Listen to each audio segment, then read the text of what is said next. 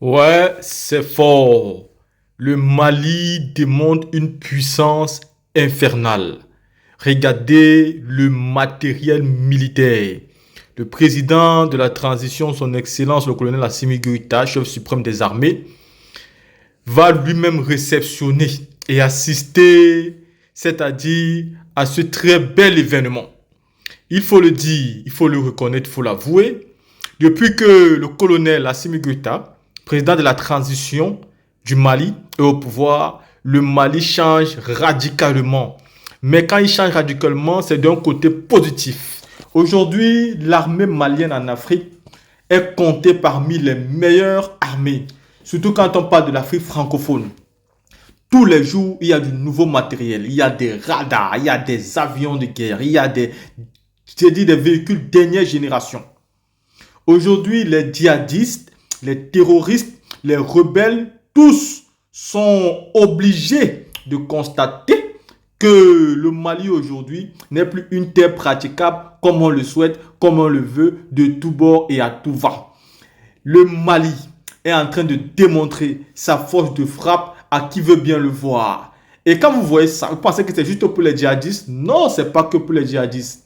Dites à ces puissantes africaines qui sont en frontière avec le Mali et qui passent leur temps à vouloir taquiner ce pays, faites très très attention. Parce qu'aujourd'hui, le Mali est dirigé par un ancien militaire, un président qui est toujours militaire, le colonel Assimi Goïta. Et celui qui tente de perdre la route va regretter, mais comme il n'a jamais regretté. On se pose la question de savoir jusqu'où veut arriver le président Assimi Goïta. Je pense que même Ibeka, depuis sa mort où il se trouve là-bas, lui-même, il retire le chapeau et dit « Je suis fier d'Assimi Goïta. Oui, il m'a fait un coup d'État. Le peuple a demandé que je me casse, mais Assimi Goïta est en train de faire un travail que moi-même, je n'aurais jamais pu faire car je n'avais pas les coronets pour assumer ça. » Aujourd'hui, Assimi Goïta assume totalement. Regardez la team, comment, c'est-à-dire, tout est fait prêt pour que ce pays soit totalement libre. Maintenant, le combat va se passer dans le désert. Le combat va se passer dans les zones riches. Et nous tenons donc maintenant à dire à tous ceux qui veulent diviser le Mali, à tous ceux qui pensent qu'il y aura un État dans le Mali, que vous êtes en train de perdre votre route. Et le président, le colonel Assimi Goïta, chef de la transition du Mali, va tout faire pour que le Mali puisse définitivement être réunifié pour que cette union-là ne puisse plus jamais se perdre. Comme ça, les prochaines élections au Mali seront donc les élections légitimes parce que ce seront les élections populaires et le peuple va devoir choisir qui est son président. Et comme ça, vous n'allez plus jamais entendre parler des coups d'État, vous n'allez plus jamais entendre parler des mandats qui ne finissent pas et vous n'allez plus jamais entendre parler des vols aussi. Il faut le reconnaître que l'arrivée du président Assimi Goïta va changer beaucoup de choses. La team, ceci étant dit, je vais vous laisser ici écouter le discours du ministre de la Défense. La team, écoutez-le. Cette cérémonie consacre votre vision d'assurer, au bénéfice du peuple malien, les conditions de sécurité nécessaires et indispensables à une stabilité et à un avenir prospère et radieux. En effet, le Mali, depuis plus d'une décennie, tout comme certains pays de la bande sahélo-saharienne, est fortement frappé par le terrorisme, la criminalité organisée, l'insécurité et le banditisme. À cela s'ajoute une politique injuste et hypocrite de certains pays visant à isoler le Mali, à le maintenir dans un état de vulnérabilité, de faiblesse et de dépendance. Au regard de ce lamentable constat, il revient à la génération actuelle, particulièrement à cette jeunesse malienne consciente et éveillée, de se battre pour redonner à la nation malienne toute sa gloire et sa dignité d'antan, afin de ne pas sombrer collectivement dans l'abîme de l'histoire. C'est ce sens des responsabilités qui a animé la conception du plan d'action gouvernemental présenté par le Premier ministre au Conseil national de transition qu'il a approuvé pour initier un processus global de refondation du Mali, tout en reconnaissant le caractère prioritaire de la sécurité dans ce processus. Excellence, Monsieur le Président de la Transition, les FAMA, dans l'accomplissement de leur mission régalienne de sauvegarde de l'intégrité territoriale et la souveraineté du Mali, se battent nuit et jour avec une foi, une ardeur, un courage et un dévouement qui imposent l'admiration et le respect de tous. Galvanisés par le soutien de toute une nation, nos forces remportent des victoires notoires, infligent de lourdes pertes aux terroristes et aux bandits armés, de plus en plus fébriles. Elles s'emparent des positions, de bases logistiques et surtout, elles créent pour les braves populations les conditions d'une normalisation de la vie économique, sociale et culturelle. Il appartient donc désormais aux vaillants et dignes peuples maliens de s'unir autour de l'essentiel et de faire bloc contre la barbarie du terrorisme et de l'obscurantisme. C'est tous ensemble, main dans la main, que nous vaincrons et maintiendrons la stabilité, gage de tout développement et de toute prospérité de notre chère patrie. Cet engagement commun, cette conscience nationale en cours de reconstruction, cette mobilisation solidaire ont été magnifiés le 14 janvier 2022, journée de la souveraineté retrouvée, symbole de la dignité du peuple malien, déterminé à défendre son honneur et son indépendance, malgré les pressions et chantages qu'il subit au-dedans comme au dehors. L'esprit de cette journée continue de vivre et de s'amplifier, comme on l'a vu le 22 juillet 2022, lors de l'attaque qui a visé cette garnison de Kati, où nous nous trouvons. Cet esprit vient d'être une nouvelle fois démontré par le peuple malien, qui s'est levé comme un seul homme le samedi 22 avril 2023 pour soutenir les FAMA face à l'adversité. D'abord, à Sévaré, en fournissant des renseignements précieux permettant de déjouer une attaque d'envergure contre nos forces et nos populations. Puis en allant donner massivement du sang pour sauver les victimes. Ensuite, à Bamako, en apportant assistance, soutien et réconfort aux services de secours et aux familles des victimes de l'accident d'hélicoptère survenu le même jour. Cet engagement populaire n'est pas que moral, il est aussi matériel. Pour preuve, en plus des équipements militaires remis ce jour, se trouve un lot offert gracieusement aux FAMA par un citoyen au sens patriotique élevé qui désire garder l'anonymat. Cette donation se compose de 3 bus de 55 places, 2 camions ateliers équipés et un camion citerne de 18 mètres cubes.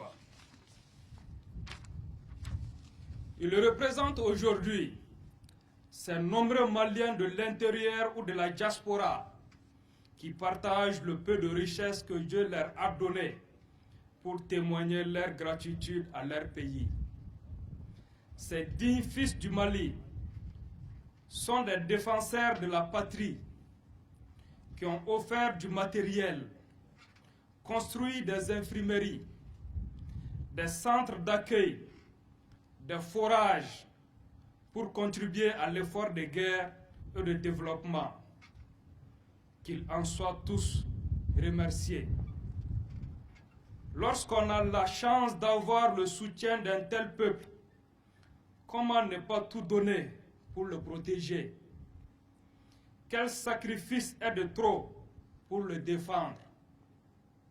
En tant que premier responsable du département de la Défense, je suis particulièrement fier de cette armée et du peuple dont elle est issue. Excellence, Monsieur le Président de la Transition, le choix et la qualité des équipements réalisés sont les résultats des tests de qualification technique et tactique conformément au cahier des charges. Ces équipements militaires, exclusivement acquis sur le budget national, seront employés selon les besoins et les spécificités des unités engagées.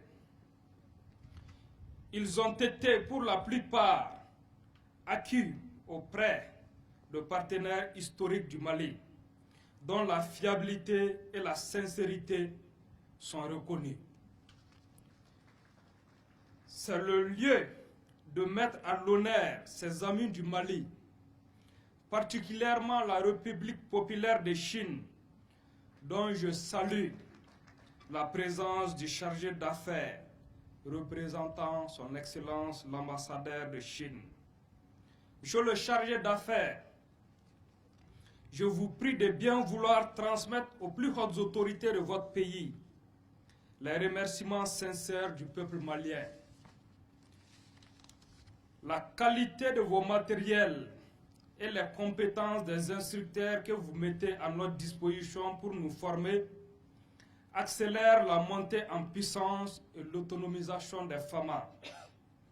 Ces équipements sont composés de véhicules blindés à roues 4x4 de type VP-11, tourelles fermées, équipées de mitrailleuses 12,7 mm, polyvalents, qui peuvent être à la fois utilisés par les unités d'infanterie ou de l'arme blindée de la cavalerie, selon la configuration adoptée.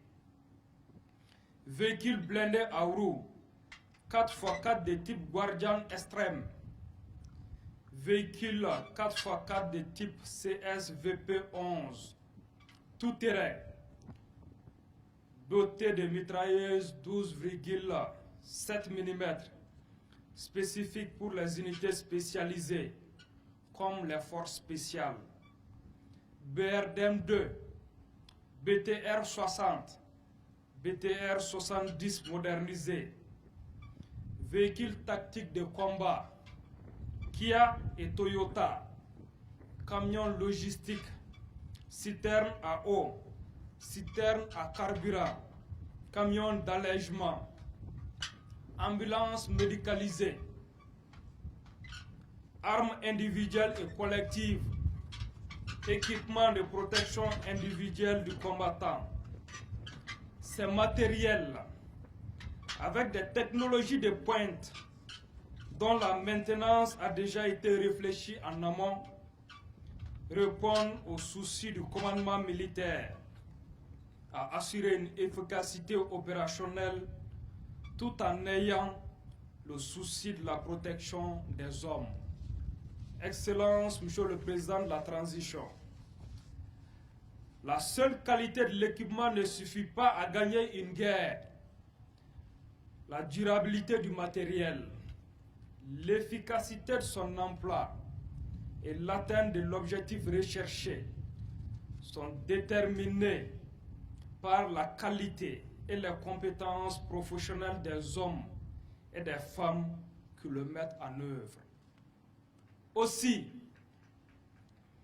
l'entraînement et la formation occupent une place centrale au cœur des politiques de défense des FAMA afin de renforcer les capacités techniques et humaines, l'adaptation de notre architecture de défense et de sécurité aux mutations technologiques et organisationnelles appelle à une mise à niveau continuel des qualifications pour préserver les acquis.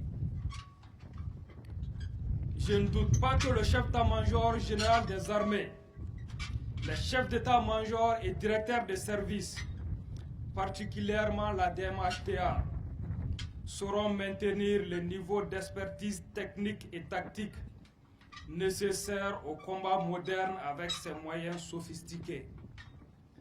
Inch'Allah, nous allons continuer ce travail avec la même ardeur dans un futur qui s'annonce intense et crucial, où les défis à relever ne manqueront pas. Excellence, Monsieur le Président de la Transition, je vous garantis que nous ferons le maximum pour que tous ces efforts soient pérennisés, car nous nous donnons les moyens d'accomplir en toute autonomie nos missions en évitant le piège de la dépendance qui nous a trop longtemps retardés. Enfin, sachant que cette remise n'est qu'une étape supplémentaire dans le processus de montée en puissance de nos forces, j'exhorte l'ensemble des forces armées maliennes à redoubler d'efforts pour le renforcement de la cohésion, de l'unité et de la discipline au sein de notre valeureuse institution. Vive les forces armées maliennes, vive le Mali uni.